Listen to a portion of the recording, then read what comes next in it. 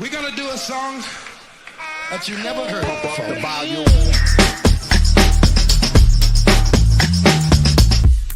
Hear the drummer get wicked.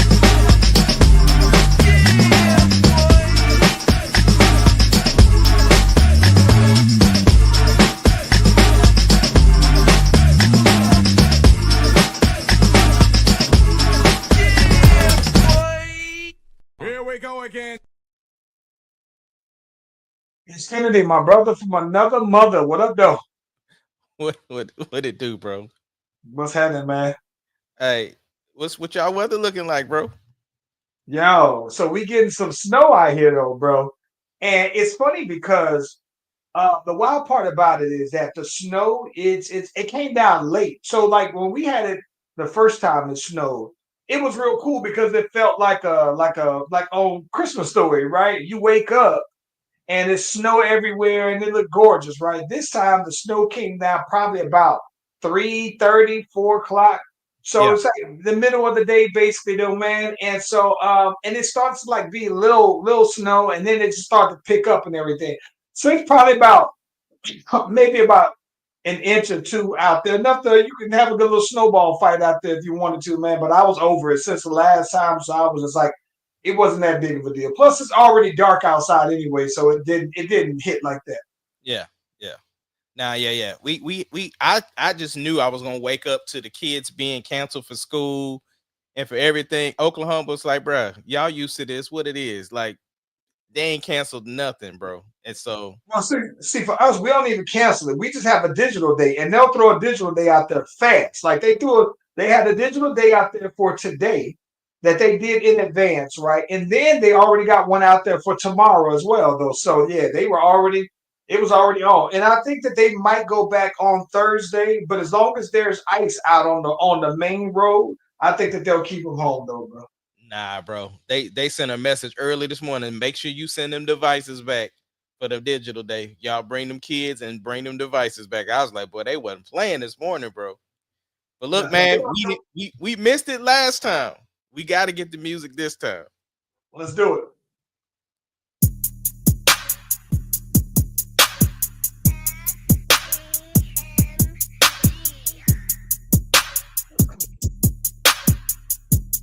It doesn't matter what your name is. Slash Brothers Podcast, the greatest podcast of all time. The Slash Brothers Podcast, the greatest podcast Can you of dig all it? time. Can you dig it? Can you dig it?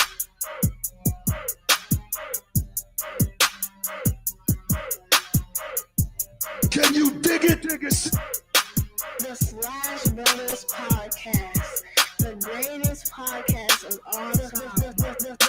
The Slash Brothers Podcast, the greatest podcast of all time.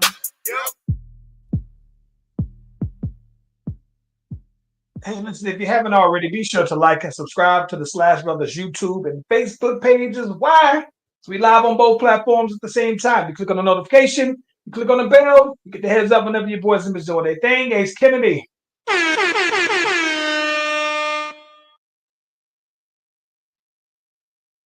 I don't know how we gonna act out here in this snow this time around, though, bro. I think that the first time we was wilding out because again, this is the first time that snow has stuck in probably 9 years for us, right? And I think that it's interesting too, man, because now that we showed out the first time, I wouldn't put it past Atlanta to run it back again and show out again, though, man. So listen, I expect though fully.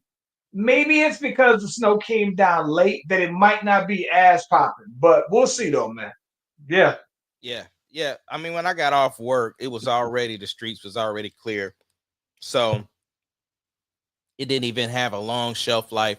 But I heard it's supposed to be, freezing like this all week because yeah, Mm. it got bad last night when we left Deuce's game. It was already like the cars was covered. I was just like, bruh, it was wild. I was like, yo, I had to make sure he was good because he was actually sick and he had his flu game yesterday. So I was just like, yeah, make sure you text me when you get home. So Mm. Yeah. Yeah.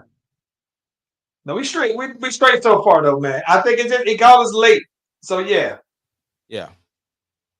So man, Hey, I had to ask you. yeah. Did you watch any of the national championship yesterday? Not a wink. I, I I cut the game on when I cut it on when they were interviewing the quarterback for Ohio State. And that was it. I didn't watch, like, I didn't see not one play. Not one. Me neither, bro. And you know what's crazy?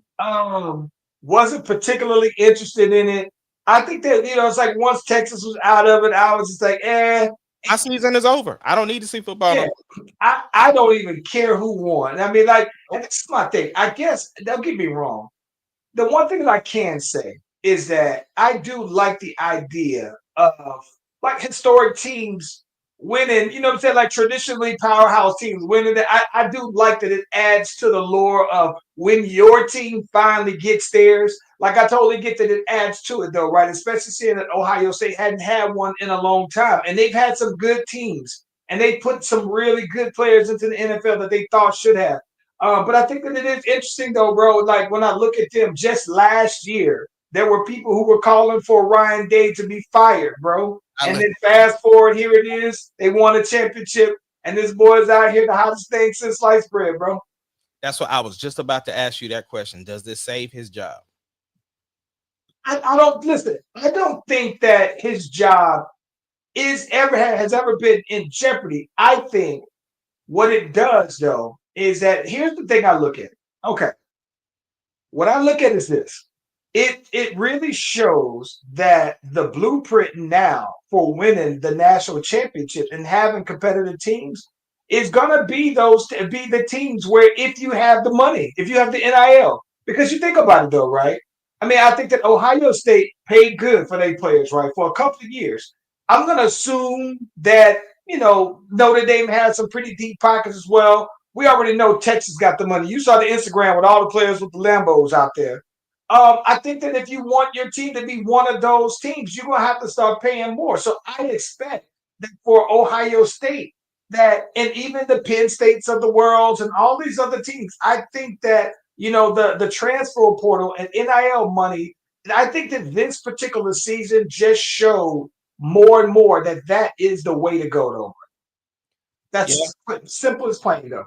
And that's exactly why Nick Saban got out when he did.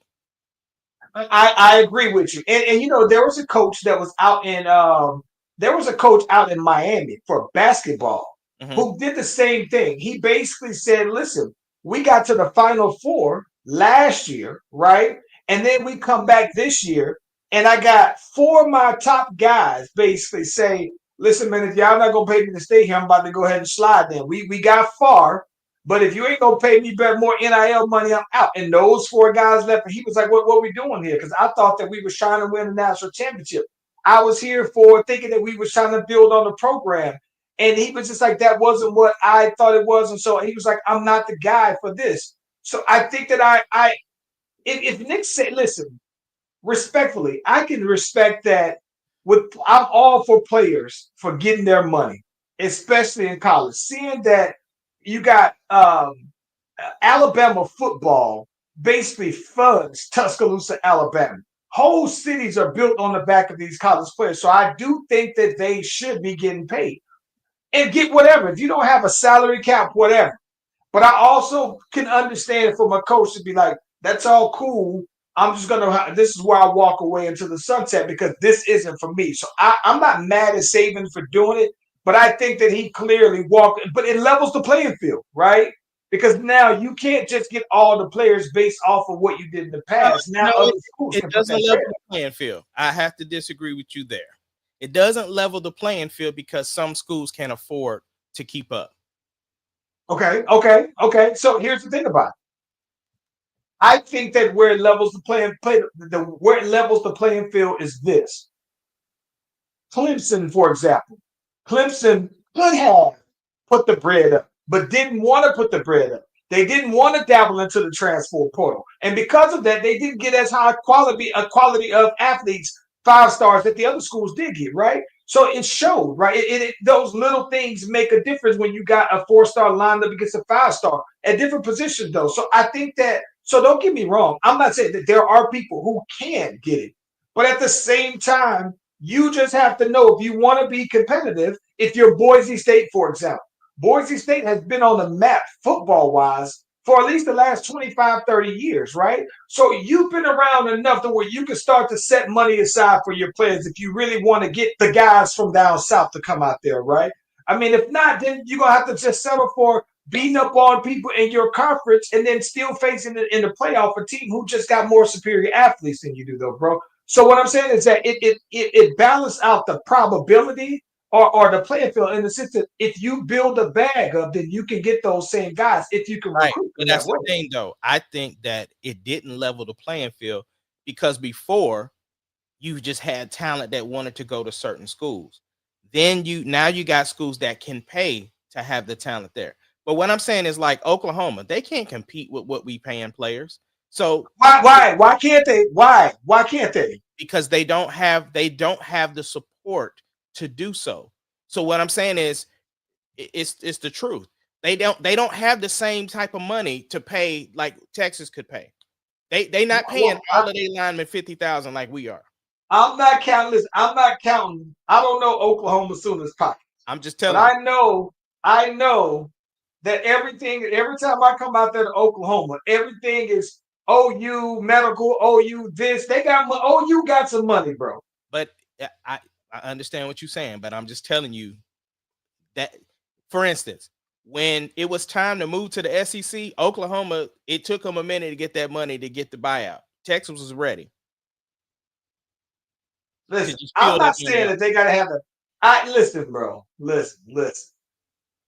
I just think personally, bro, that if you are a Power 5 team, there's no reason why you shouldn't be able to have the bag. Now, if you just can't recruit the guys over going to Texas, if Texas just has a better, No. NIL program, It's money, bro. I'm telling no, you. no, no, I get that. But Yeah. I'm saying if I get what you're saying, but what I'm saying is this. I'm saying that to me, if you know that money is the issue, right? This is a perfect example of that, right? Because Texas A&M put up the bag a couple of years ago, and it didn't work out for them. But they had a bag for their team, right? And I think that it at least gave them even though they eventually failed and it didn't work out for them, it at least put them player-wise on the same caliber as Alabama, as an LSU, all these other schools.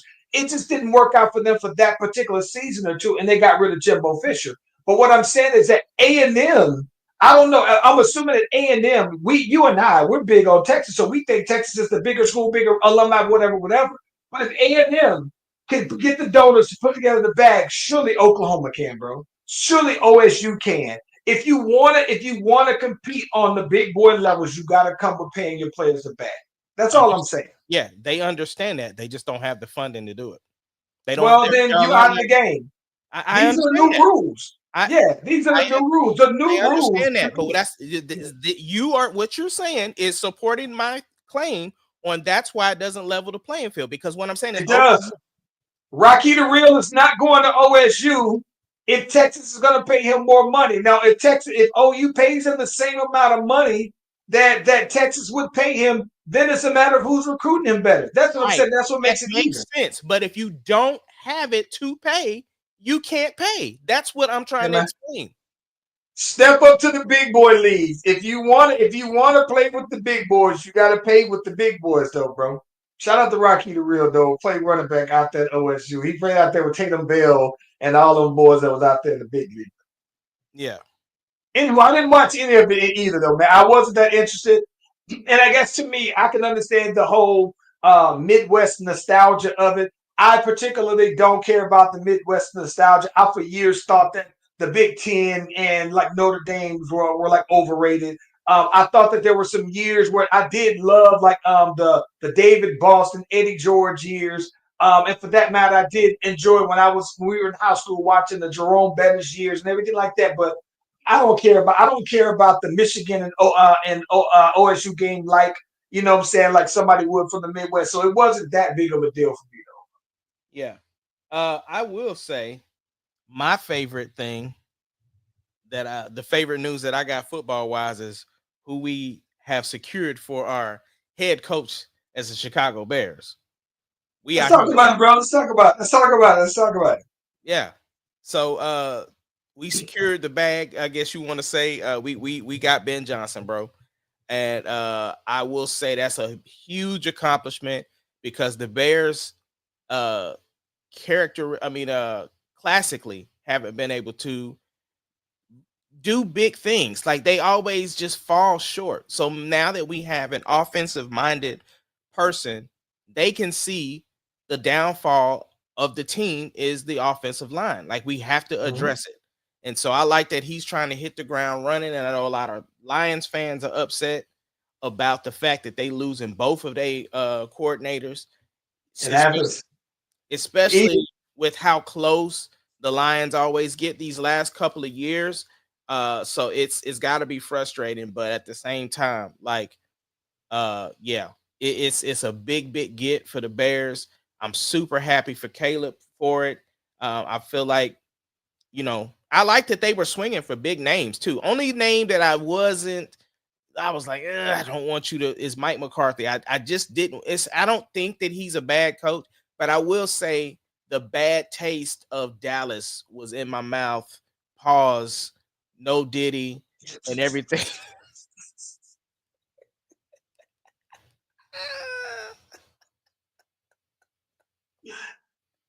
The bad taste of Dallas in my mouth is crazy.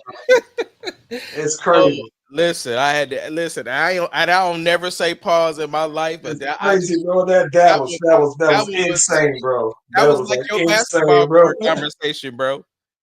That was like your basketball conversation right there.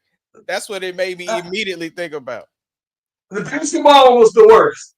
I think my basketball may have been worse. It was worse, but that's what it made me feel like after I said it. Like immediately after I said it, I was like, oh no, this the bad part about it is when on the basketball, I tried to clean it up and it still got worse though, bro. I was just like, whatever though, man. God damn. Yeah, but the fact that we like Mike, they was going after Mike Tomlin if he was going to be available, you know what I'm saying? They were swinging for everybody.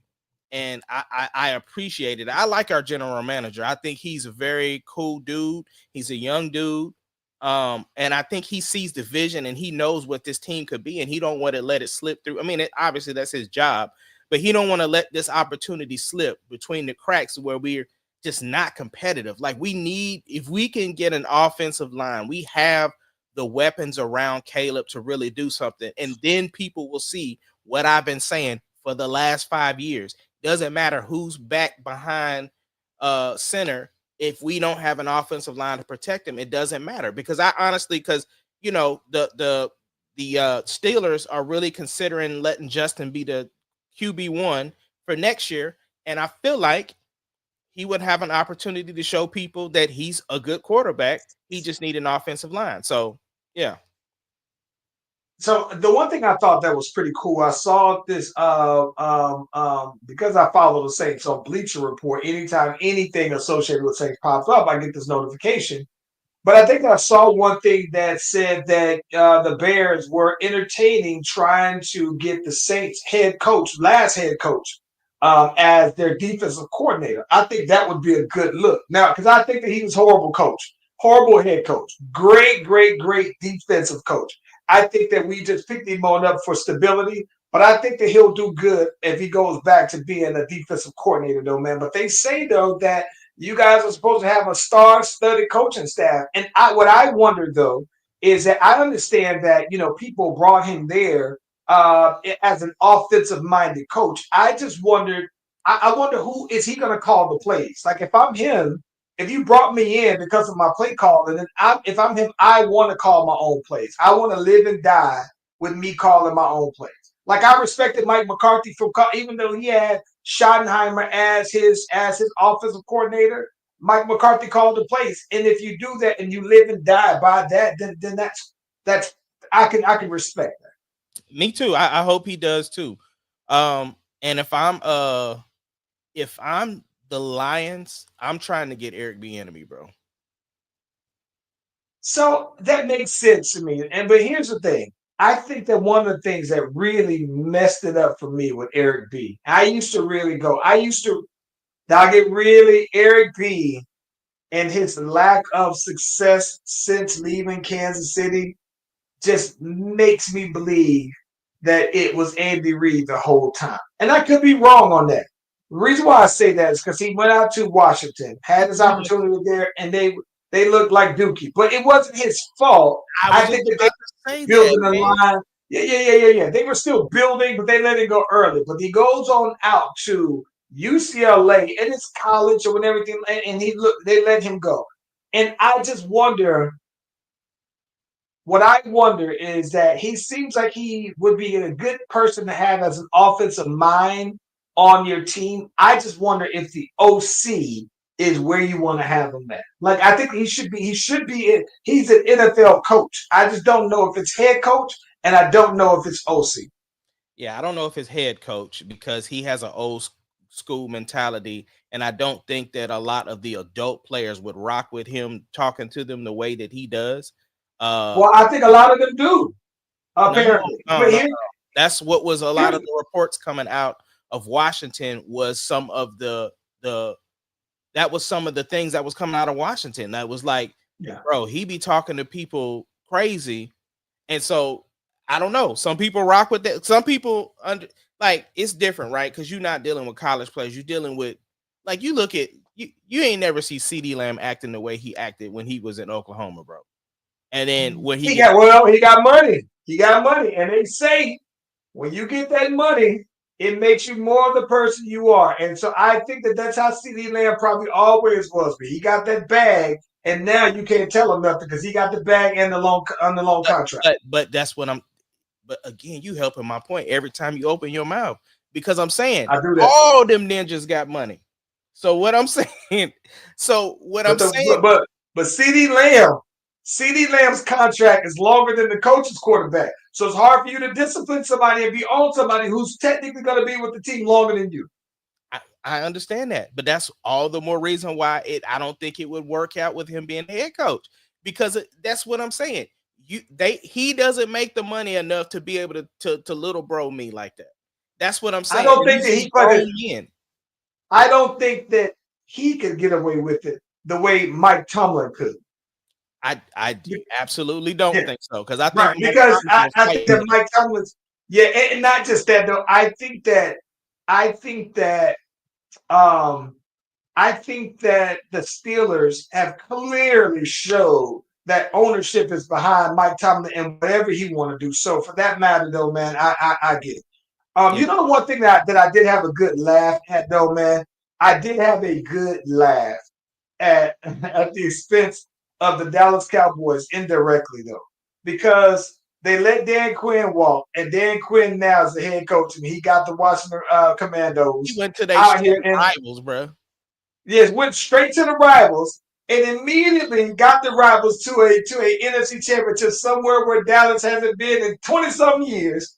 And then what I like even just as much as the fact that they let Kellen Moore walk because of Mike McCarthy wanted to call his own plays. And now Kellen Moore is also out here in the NFC championship somewhere Dallas still hasn't been in 25 years. So I think that it is something that I fell out laughing when both of their lead coordinators said, we out of here then, if that's the case, though, and we gone. And what I think is real crazy about that is that I know for sure that if Dan Quinn was on the Cowboys this past season, that if they would have let Mike McCarthy go, they would have been more comfortable doing so with picking Dan Quinn. So I like that he slid on out of there right ahead of time now, though. So yeah. Let me ask you this though, man. With now the Eagles. So Eagles, Commanders, Bills, Kansas City. Early predictions. What you got? I have to go with Washington. I mean, you gotta understand. I grew up Washington being my team, and it was by happen. It was a Christmas present that changed my direction. So other than that, I was a Washington guy. Art Monk, Daryl Green, all of them cats like them. That was my squad, right? And then, like I said, a Christmas present changed me to Chicago. So I have to rock with Washington. Of course, that's my dad's team as well. But I wouldn't be disappointed if Philly went. But I think right now I have Kansas City and the Commanders, bro. Hey, listen, man. I'm gonna keep it 1,000 with you, bro. I'm gonna keep it 1,000. So, of all the teams left, I would love to see. Not that I have any bias, but I would love to see Buffalo and the Skin and the Commanders in the Super Bowl. The reason why I would love to see that is because Washington has of the teams left have the longest drought, Yeah. right? But I think that I would love to see Buffalo. I would love to see Buffalo in my lifetime win a Super Bowl. And not that it's going to start a dynasty, because to be honest with you, I think all of these teams that are left are very beatable. I think that even though the Kansas City Chiefs are like the number one team left, I've never looked at them and thought they were just world beaters. I just thought that they just know how to win games, close games. But I would still say that I would love to see Buffalo win a Super Bowl in my lifetime, and this is the closest I've seen them since their runs of getting beat by Dallas. But at the same time, I've never seen a three-peat in my lifetime. It's never happened, so I wouldn't be mad if Kansas City won. So I don't know. I wouldn't be mad. I wouldn't be mad at any one of those teams winning. I just like Buffalo is so far down on my list though. Like I said, I would love to see Washington get it, and then the Chiefs or the Eagles, it wouldn't bother me either. But yeah, I would love to see Washington just for my dad. You know what I'm saying? I think that would just be just such a big thing for him, like to have had his team, his college team, win a national championship recently, and then his NFL team to win a Super Bowl. I just think that would be huge for him. I agree. And at the end of the day, I still wouldn't mind someone in Dallas's division winning, except for Dallas. So Yeah. that's really, at this point, it's mission accomplished. Basketball. You been keeping up with everything? Because I know you said your viewership has been going down. So have you been watching anything? All right, so you know what I think is funny? I watched the game yesterday. I watched What team? I watched the Boston Celtics beat the snot out of the Golden State Warriors. And here's what I think is crazy, right? When I saw the game, the Warriors were up, but the Warriors were down by like 20. It was early, down by 20. And you know what I honestly believe, bro? I honestly believe that they 40-pieced him all because Steve Kerr didn't play Jason Tatum in the Olympics. I think that they made a mission to where we go 50-piece him if we can. Listen, bro, I honestly believe that, and don't get me wrong, I like that the Warriors beat the Celtics for their championship that everybody thought they were done with. But I love this though. I love because this is the kind of thing that solidifies the I don't like you kind of thing though, bro. So yes, I did see that. Did you see the Thunder and the Cavs? I saw the Thunders and Cavs in one of the best games I've seen all year. Bro, the Thunder was on the next level, bro. Listen, let me tell you this. Listen, tell me why I forgot Donovan Mitchell even played. What? Bro, Donovan No, Mitchell is one of my bro. I feel like we friends because what I thought was super dope is I sang the anthem back when this is when he played for the Jazz, like right before he got yeah, traded. Sang the anthem. And now at the time, was Royce was playing for the Jazz too. So I was super hype about seeing him so I could holler at him about Dana. And but Spider was the one that came and just had a conversation with me in the middle of the court, bro. One of the coolest things, like you thinking this is the guy, right? And the fact that he just came up and just had a smooth like conversation, it was so dope. So dope. Him and Jordan Clarkson. let me tell you this though. It wasn't that I forgot that he was on the team. I'm saying that I forgot he even played in the game because Shea was out there giving them boys that work. I forgot he was even there. I didn't see no highlights. I didn't even see. Listen, I don't remember seeing him score. I mean, it was crazy, bro. He had 8 points in the game, bro. That's what I'm saying. I was like, is he hurt himself? I thought that he had like a little rest game because listen. The way how this is what's crazy. I had to explain to my partner Damien about this when I was watching them. I said, "Hey, bro, I watched Shea go for 40 on them boys, but at some point, even when Shea was on the court, I don't even think that Shea was the primary scorer. I saw probably like for like maybe a 10-minute stretch with Shea out there where Shea wasn't the one that was scoring. I saw like a bunch of people. They was making up a bunch of threes that I didn't particularly like. But what I still appreciated the most is that his 40 fit in. It wasn't a forced 40 where it took a lot of shots. It was a 40-point game where everybody else still could do what they do. He Everybody played was giving you what 29 they had. minutes, bro. Yeah, it was He amazing. scored 40 Absolutely points in amazing. 29 minutes, bro. Listen, I can't. I called you after that, and I told you right now, today, there is not another player in the NBA that I would trade in place of Shea. Listen, and you can call it however you want to dress it up.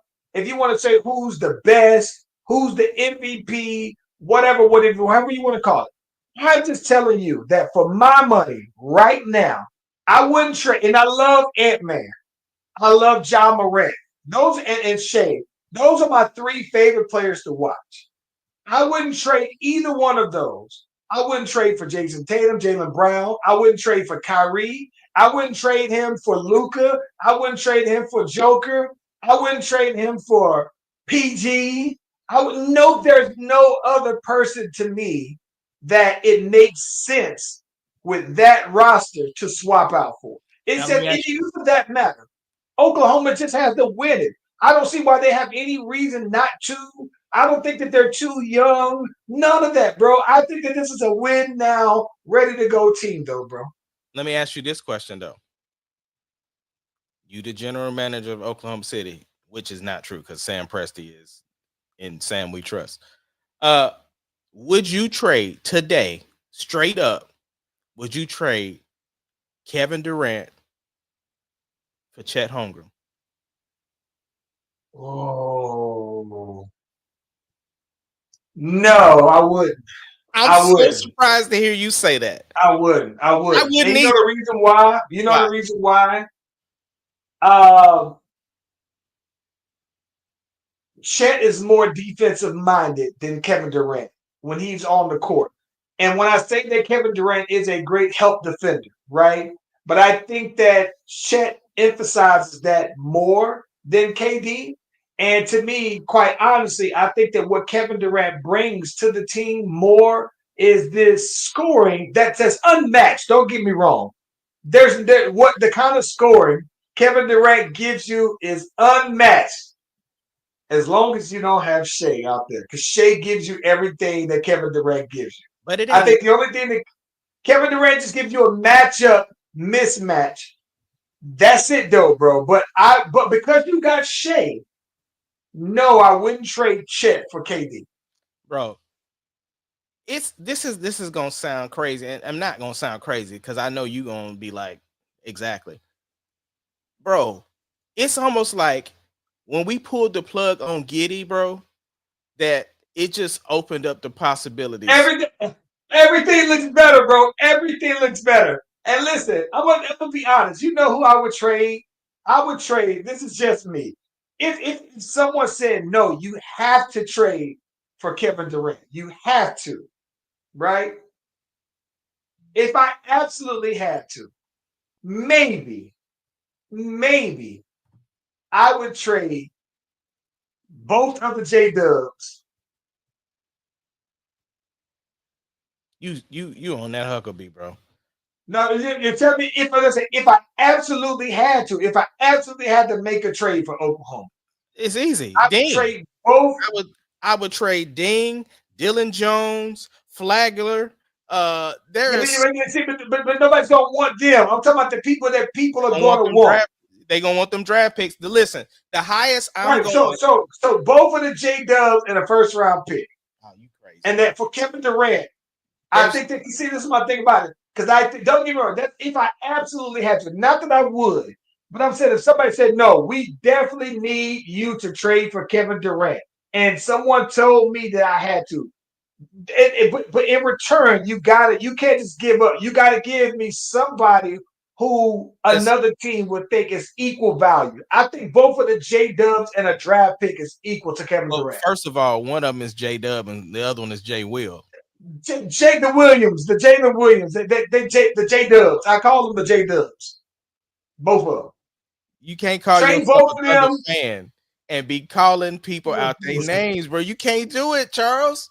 Just like how I got my one Lou Dort. yes, you finally calling him by his right name. Lou Dort. Hey, Aaron Wiggins, because he cut his hair, I'd trade him just because he cut his hair. No, bro. I mean, I'm saying, like, don't get me wrong. If I was them, I wouldn't trade nobody, bro. Oh no, like, you got all the draft picks for the future. Yeah. So I don't. I think I just don't really think that unless you're telling me, you know who I would go if I was them and I would get for free. I would go and get JaVale McGee, bro. Well, I'm gonna tell you who's legitimate, like somebody who is on the radar for real for the trade deadline is Cam Johnson from Brooklyn. No. I think that Cam Johnson is good for another team, but not for OKC, bro. Now, don't get me wrong. I think if you give up to me, it would be to me. This is why I look at it. I think when you give up Cam Johnson for somebody, it's an even swap out. I don't think you gain nothing by getting Cam Johnson. To me personally, I think you break even, and if you break it even, you don't need to do that. Well, I think the one thing that they need to do is get a. I think that especially with Hart kind of being off and off the court, on and off the court this season, and Chet, I think if you get you another, I would even say JaVale McGee or even like a Dwight Howard. Well, somebody who could just come in and give you strong minutes. I get that, but that's the reason why they're building up Carlson, because Carlson been out there hooping, right? People didn't even know where he came from. He's the guy that they picked up from the Raptors G League, and he's been out there. Yeah. He been out there balling, bro. He played during the Cavaliers game. He hit like 2 3-pointers like back to back. But what I was gonna say though, yeah, the Thunder have just been playing at an all-time level, and we haven't been completely healthy yet. And this is the crazy part, right? People don't even forgot about Topic. Ain't nobody even brought his name up. Like, bruh, you know we already set for the future. We got another dude another dog that's coming next year. I think that, like I said, I think that the one thing that, like, even though this boy Carson is a 7-footer, bro, he only 220 pounds though, bro. He got me by 15 pounds. So I'm saying, like, to me, I just think that for the playoffs, I just think that when you think that you're going to have to battle Joker at some point, you're going to have to get somebody who got the beef. And I think that JaVale McGee got that experience. Dwight Howard got the muscle. If you just have somebody who got 5 fouls in them and that just got that good muck, and the Hart might be that, right? That's what I'm thinking. We're hoping. I think Hart is that, but the thing is that let's not forget the experience that Chet has had against Joker. He plays well against him, and he don't have to bang with him no more because he has. So I'm just saying, like, I understand what you're trying to say. I just think, and you said from the beginning, if we had to make a move, but I'm just saying, if we had to. Yeah. I think we gotta. We haven't even been healthy all year yet. Like Chet and iHeart haven't even been on the floor together yet. Yeah. I don't know, man. I think that, like I said, Chet, listen, bro. Chet and this boy, Carson, both of them boys listen, man, stop playing, bro. Chet Holmgren is 7'1", and he's 213 pounds, bro. Like I said, if I eat heavy today at 6'1", he's a full foot taller than me, and we weigh the same. And that's my only problem is like I know that he's tall and he got the length, but at some point though, bro, the weight is the weight. I get it, but Joker still. What I'm saying, if you go back and watch all the Denver games against the Thunder, without iHeart, Chet has found a way to play Joker. I'm not. Nobody is going to keep Joker from doing what Joker does. But I don't disagree with that. Yeah.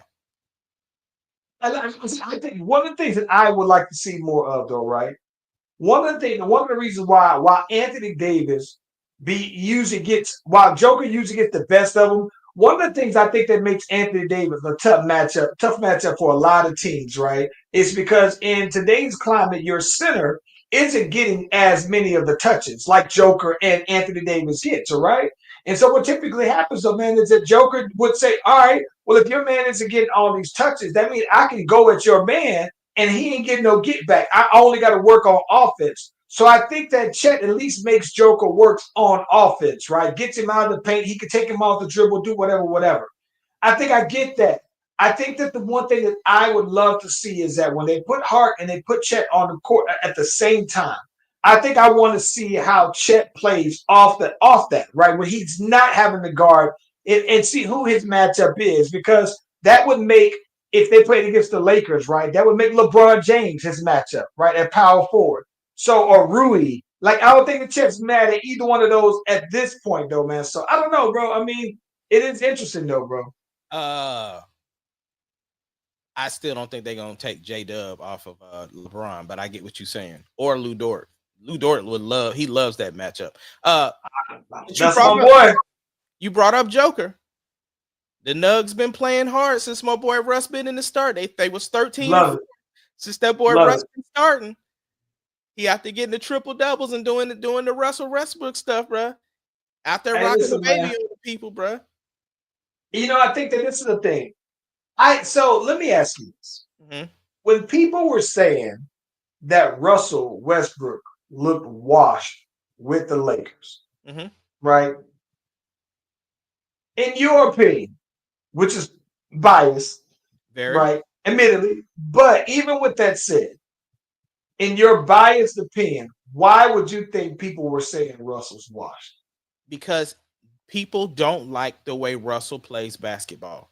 What I'm saying is, since he played with Oklahoma City, people have been saying that Russ, you included, Russ needs to change the way he plays, right? That's what everybody's been saying. So now you put him on the Lakers and he doesn't get to play the way Russell plays. That's why he looked washed, because he's not able. You're trying to contain Russ in this box. You want him to be this facilitating point guard, and that's not his style. So you don't bring him unless you want him to do him. Denver brought him to do him, and that's what he's doing, facilitating, getting involved, high energy.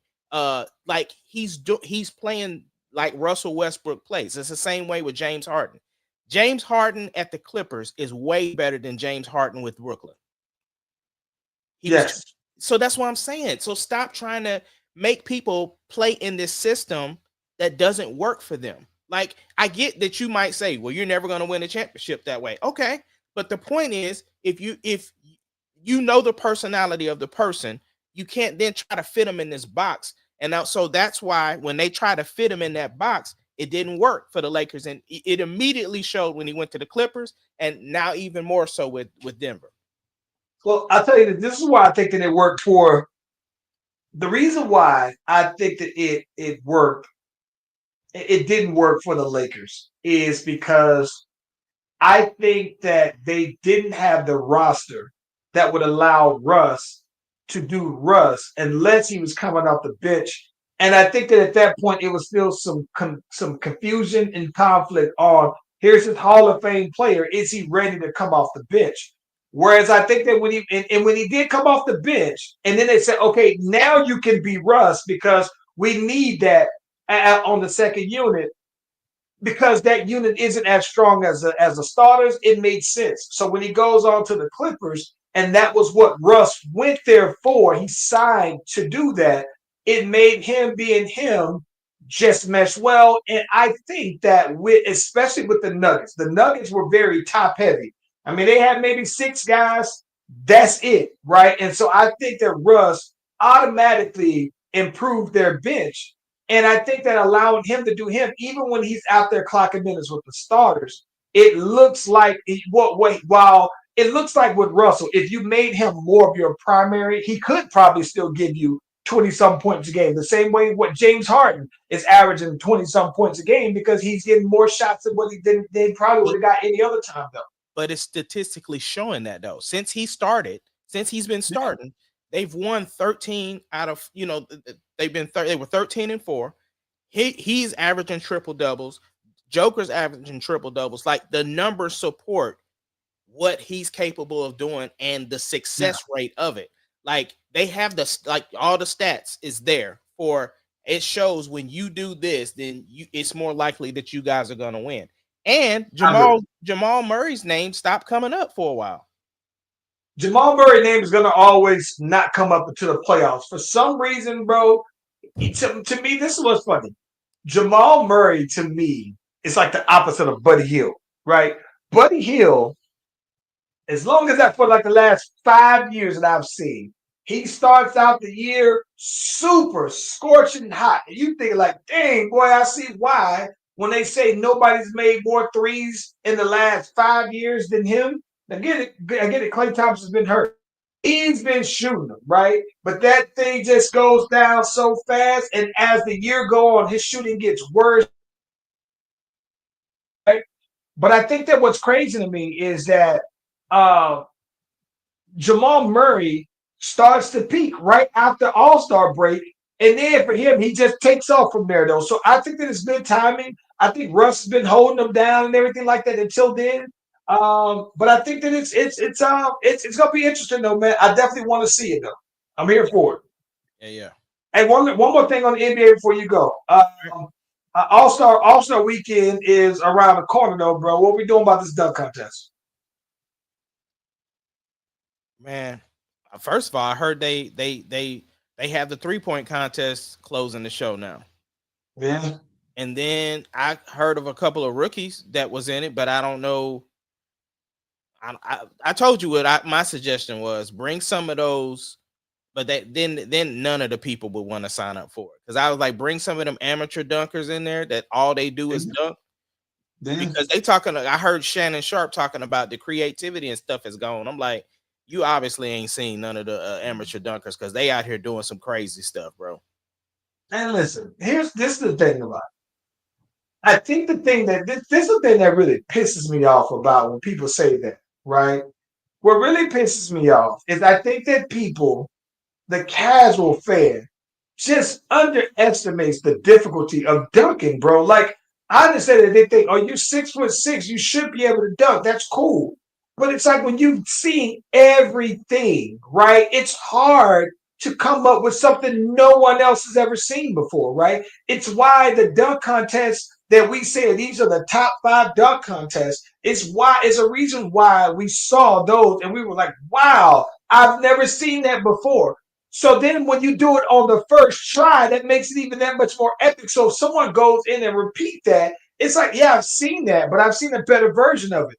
So it really pisses me off when I see people talk about the dunk contest when they say, oh, it's not getting created. It's like, bro, we've seen some spectacular dunks and they're and dunking on that level. It's hard though, bro. So I just think that, yeah, we people, I think that it's like we've seen a lot of dope dunks though, bro, over the years. And I just think that you can't just say, oh, we need players who are all-stars to be in it because they're going to get most players are game dunkers, right? Like Ja Morant is a game dunker. Ant-Man is a game dunker. LeBron, they're game dunkers. I don't think that their dunks are they're gonna wow you away because you're gonna be like, I think you could have did that in the game though, bro. So I don't know, man, but it makes me mad when people say that it's not as creative. I think that you just you got to change up something. But when people say that, like, they ain't doing nothing, it take people X number of times to get it done. I'm like, bro, stop playing. These dunks that they're doing, like, you make it seem like they're so easy, bro. Like, the attempts are difficult in themselves, though, man. I mean, I get it. And That's for them to figure out. Because honestly, I'm they're trying to make the game more competitive. Uh, you know what I'm saying? And I'm just like, go back to the East and West format, bro. Like, I just want to see the I'm East. not mad at the format. I'm not mad at the format whatsoever. You'll never be able to change these dudes' effort, bro. I just don't know how you. I don't know how you do. Listen, I think that there are some things that you can do to get really creative with all of them, especially if it's just an exhibition game, though, bro. Like to me, I would even. You know what I think, bro? This is what I think. If you want to make it, if it's just exhibition, bro, I think that you basically mix up your celebrity game and you add celebrities into your all-star game as well. So when you actually go out there, you get Kevin Hart running the court with LeBron James. You get J. Cole out here dropping the dime off to Kevin Durant. I think that you get, the game out here dropping some dimes off to Jalen Brown. I think that's to me. I think you do if it's just exhibition anyway. I think that that's where I think you can do it. Make the celebrity game. You can have one that's a celebrity game with all celebrities, but then you have the celebrity all star game, and you throw in celebrities in that though, man. The Yeah, best of the best celebrities out there with the boy. I still like just the East versus the West. I still like that. Like I liked picking up I mean, not like that, but I'm saying I like the fact that you had the East versus West merch and all of that. Like, I don't know. But I mean, at the same time, I just think people need to change the expectation. Like, stop expecting it to be this killer show of like dominance of the East versus the West. I mean, these dudes is at the same time, nobody want to see nobody get hurt at the All-Star game, man. And so I don't know. I agree with you. I agree. But still, though, if it's not doesn't because you don't want to see nobody get hurt, they're not going to play that competitive. If you getting 50 dunks, I like the dunks. Just take out the competitiveness out of it altogether. Nobody has nothing to win because nobody has nothing to lose or win in it. Just make it all exhibition, though, bro. I'm still liking the winner getting some bread or something like that. Like Well, make the winners get bread. Make the winners get bread. But if nah, I don't know. Yeah. Hey, listen, did you watch the inauguration or any of that? The what? The inauguration. When was that? 45-47 yesterday. Got inaugurated on MLK. Oh no, it was MLK. I didn't care about nothing else besides MLK. I do got a question for you though What's up? about that.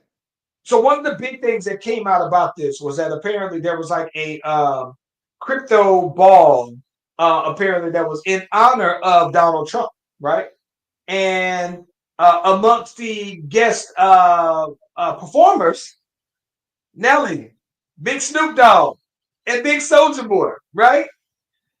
Now, listen, I think that it's been kind of interesting because I think that one of the things that's the controversial things, right, is that Snoop Dogg had some very harsh words, right, at the time when Donald Trump was in office or running. He was like, "Which one of y'all jigaboos are gonna get on up here and perform for him?" He got on somebody's podcast or show and was like, "Nah, you got your people who support him are racist. Anybody who support him, that's where I stand." And whatever. And then, to everybody's surprise, mine especially, he is one of those people that's performing at something in honor of Trump. So my question to you, Ace Kennedy, does he owe an explanation to his fans for this? Yeah, he 100% does. Now, Nelly Okay. gave his explanation, and that's perfectly fine. He has to know his fan base, right? First of all, a friend of mine was there, so I got to see the personal TikToks of Nelly performing. She was out there. So Nelly got to know his audience, bro. I gotta hope that he had a strong enough audience that they can understand what he was trying to say. He overall basically said, listen, what if he would have just left it at the first part, it would have been fine, but he tried to keep going. And that's where I think a lot of people is gonna roast him. But he Right. basically was like, I respect the office. Like, there's still a great honor to perform for the president of the United States. Okay. Even if he would have left it at that, I would have been cool with that. Yes. I Yes. would have because listen. In the end, right? I've never heard him, and I could be wrong, but I've never heard him be any vocal about one side or party or another, right? So if he would have just said, "Hey, you know what? I'm a neutral. I don't really go for any one. I'm not for this candidate. I'm not against this candidate. I think this person might have some good opinions. I think that Kamala might, or whatever, whatever." If he would have just left it at that, I would have been fine if I had not known him having any political comments, commentary, history whatsoever. Respect it when he said, hey, sometimes you got people in the military, and the people in the military, they serve whoever's going to be the head of the state, and I respect the office. He could have left it at that, and I would have been like, okay, you know what? Maybe you're just not the politics kind, right? That's cool, I guess. But he went further, and so since he went further, then he got some splaining to do too. He And got some slang. and for people to go after Ashanti though, it's just like That's why. That's why. yeah. That's But why. yeah, Snoop, I'm a little disappointed with. Now, my brain can make excuses for Snoop, but I would like for Snoop to explain Snoop. Snoop definitely has some more. Snoop had some more explaining to do because this is my thing. Okay, listen. When all things considered, not that Soulja Boy is any rule of thumb.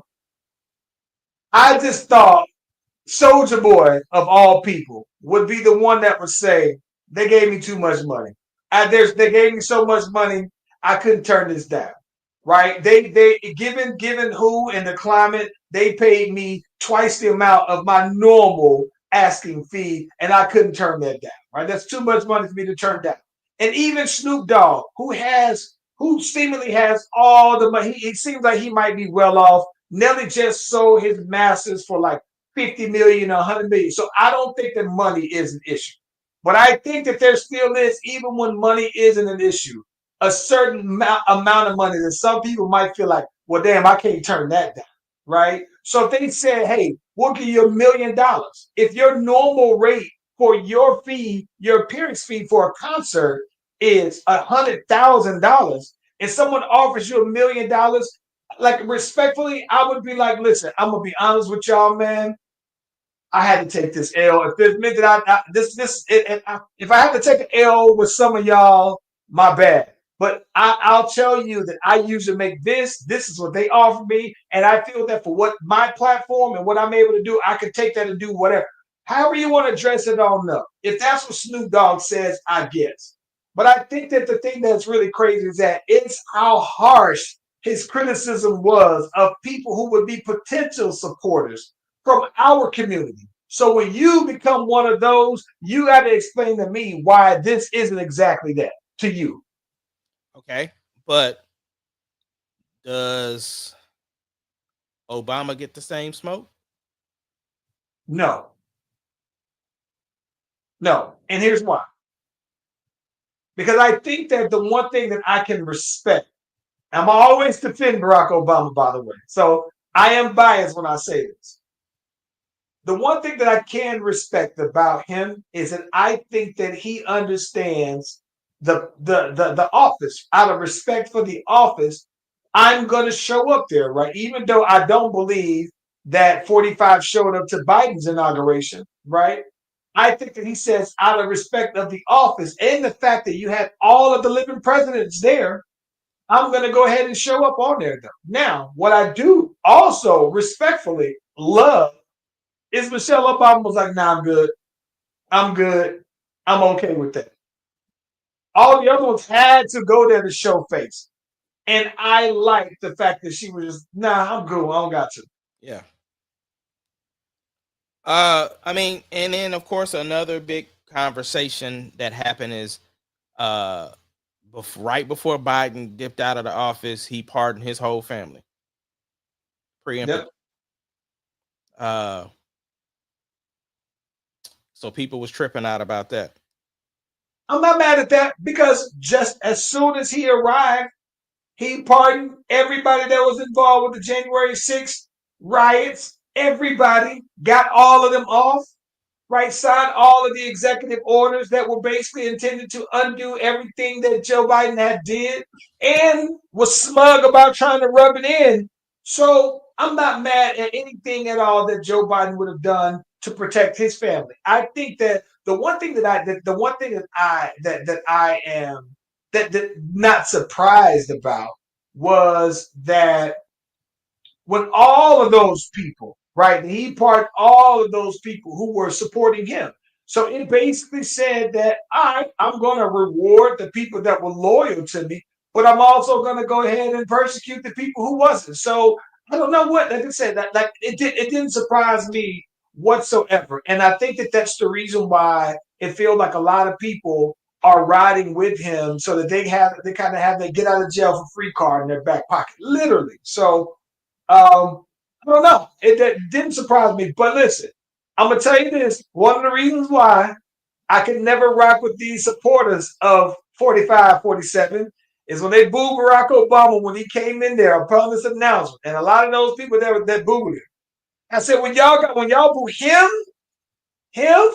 nah, I can't rock with y'all at all. Because that shows how night and day we view politics, though, and people and character. So nah, bro.